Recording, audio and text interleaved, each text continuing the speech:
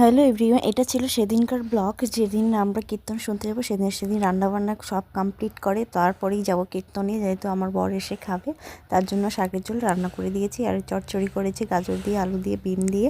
তারপরে এই যে রান্নাবান্না করতে করতে আমার তো লেট হয়ে গেল, তার জন্য মেয়েকে রেডি করিয়ে দিচ্ছি। ওঠা আমার সাথে, মেয়ে যাবে কীর্তনে। তারপরে ওর বাবা আসলো, এসে খাওয়া দাওয়া করে ফ্রেশ হয়ে কিছুক্ষণ রেস্ট নিয়ে ওর বাবা, তারপরে আমিও রেডি হয়ে চলে গেলাম মেয়েকে আনতে তার স্কুটিতে। তাই যেহেতু প্রচণ্ড হাওয়া, ঠান্ডা ছিল, ভালো লাগতেছিল না, তাও তো গেলাম মেয়েকে নিয়ে আসতে। তা নিয়ে গেলাম, দেখি ওই যে ওইখানে কীর্তন হচ্ছে। তো কীর্তনে গিয়ে দেখি খুব সুন্দর কীর্তন হয়েছে, আমাকে ভীষণ ভালো লেগেছে। তো গেলে আর আসতে মন চায় না। তারপরেও বৌমা গেছিলো, বৌমাকে ঝালমুড়ি কিনে দেওয়া হলো। তারপরেই তো আমাকে রেখে আমার বর চলে যাচ্ছিলো। খুব একটু লেট হয়ে গেলে খুব রাগ হয়ে আগে আগে চলে যায়। তারপরের দিনে এটা ছিল, আর চাল গুঁড়ো করছিল, কারণ আমি পিঠে খাবো বলেছিলাম আমার শাশুড়ি মাকে। তার জন্য আমার শাশুড়ি মা চাল গুঁড়ো করছে, পিঠে বানাবে। তার জন্য সাজের পিঠে বানানো হয়েছে, যেহেতু সাজের পিঠেটা হবে দুধ দিয়ে ভেজানো।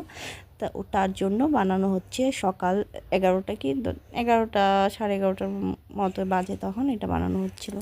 তো বানানো হয়ে গেছে, ওখান থেকে টুক করে আমি নিয়ে একটু মুখে খেয়ে নিলাম। তারপরেই তো ঘরে চলে আসলাম। ঘরে কারণ সমস্ত ল্যাপ তো সব যা আছে সব আমি বাইরে বের করে দিয়েছি রোদ্রুতে। অনেক দিন থেকে রোদ্রে দেওয়া হয় না, তাই রোদ্রে দিয়ে দিয়েছি। আর মেয়ের কোল বালিশটা রয়ে গেছিলো, আর এই যে সব পরিষ্কার করে গেছি। গিয়ে চান করে সব কিছু ঘরে এসে দেখছি মেয়ে নেই। মেয়েকে আনতে যাব, তার জন্য গেলাম, মেয়েকে নিয়ে আসলাম। মেয়েকে ছানদান করিয়ে নিয়ে মেয়ের মাথায় তেল দিচ্ছি। তার মেয়ে বায়না করছে যে ও কার্টুন দেখবে, কার্টুন ছাড়া ওর কিছু না, কার্টুন দেবে। তার মেয়েকে বলে ঠিক আছে কার্টুন দেবো, তার আগে একটু খেয়ে নাও, তারপরে তো কার্টুন দেবো। তার মেয়ে বলছে না আমি খাবো না, আমি কার্টুনই দেখবো।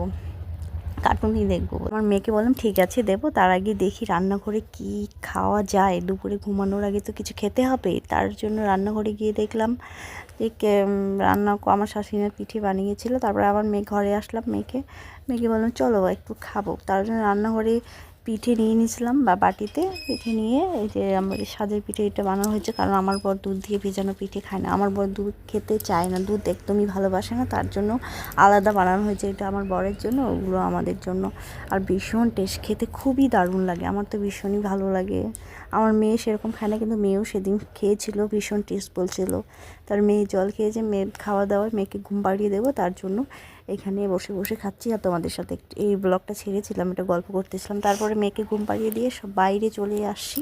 বাইরে ভীষণ রৌদ্র উঠেছে, আমার ঘুম পেয়ে যাচ্ছিলো, কিন্তু আমি তো ঘুমাইনি, আমার কাজ রয়েছে। তার জন্য বাইরে গেলাম, গিয়ে দেখি কুল গাছের নিচে অনেক কুল পড়ে রয়েছে, অনেক কুল, বড় বড় কুল, যা গাছে ঝুঁকি দিলে আবার অনেক বড় বড় কুল পড়বে।